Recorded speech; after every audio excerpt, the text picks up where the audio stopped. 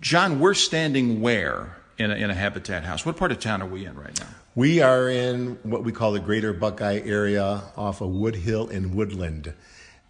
This is an area we started working in 2016. We have another year and a half to go, and by the time we're done, we'll have done over 100 houses in this neighborhood in a very concentrated way. And what we've already seen in this neighborhood is the market is stepping in, and other homeowners are starting to improve their homes. And so it's really exciting to see this happening. Our homeowners, we're the only program like this in the city of Cleveland. Our homeowners have a chance to actually build equity, like most people did, right?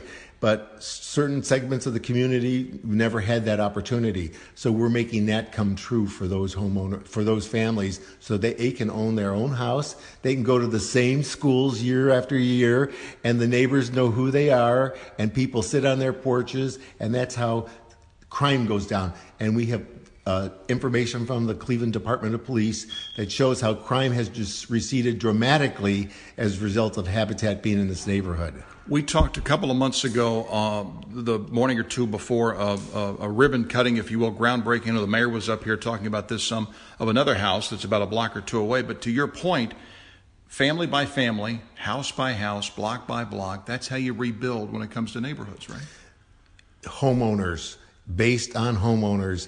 And there needs to be a lot of rental housing, but there needs to be more home ownership opportunities. Homeowners change neighborhoods. They can't pick up and move.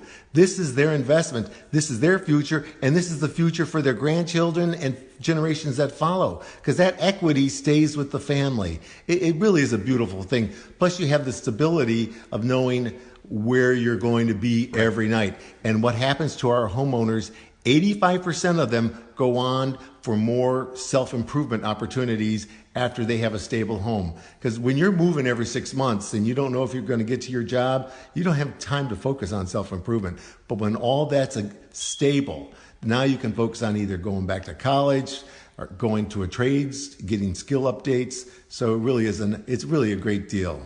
Finally, John, I'm posting some pictures on our Facebook page and at the website too. But the volunteers, the people I've met, so many have such a passion for this, as you do, in leading the effort here. Someone listening, what could they do? How could they help you? I know we've got the store and things, but what sort of things do you need? Everything. All the above. Everything. So obviously, the only thing that limits us are resources. And the construction prices have gone up so much.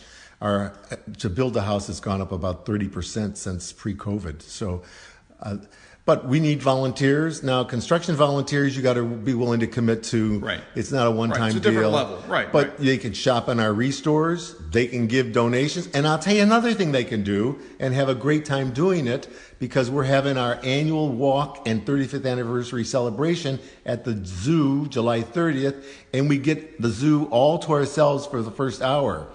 And that's the only fundraiser we do all year. So if people want to come out and support that and have fun at the zoo and a nice lunch afterwards, they can support us in that very simple way. We'll promote and get the word about that more. John, thank you for your time, your tour, and more importantly, for what you do.